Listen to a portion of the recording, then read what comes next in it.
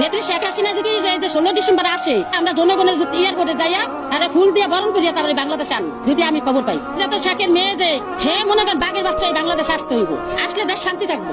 এই শেখ হাসিনা যেদিন বাংলাদেশে আসবে, আবার কি যারা নাকি তারে খেদাইছে ওরাও আমগুলোকে বিড়াই যাবো গা, কারণ ওরাও বাঁচতে হইব।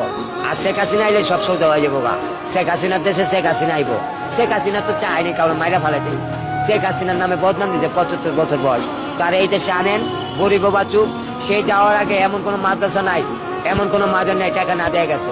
আমরা মনে করছিলাম আমাদের বিএনপি এলে দেশটা ভালো হইবে, এই কারণে আমরা বিএনপি সবাই ভোট দিচ্ছি। কিন্তু এখন তো দেখতেছি আমরা ভুল করে ফেলাছি, অন্যায় হয়ে গেছে, তো মাপ নেই। কারণ সামনে বার তো আবার মানুষ পরিকল্পনা যে হাসিনায় আসবে, তা আমিও মনে করছি আইলে ভালো হইবে। শেখ হাসিনা যদি দেশে ফিরে তাহলে আপনারা কিভাবে গ্রহণ করবেন তাকে? তো আমরা অন্যায় করছি, ক্ষমা চেয়ে নেবো, আপনি থাকেন।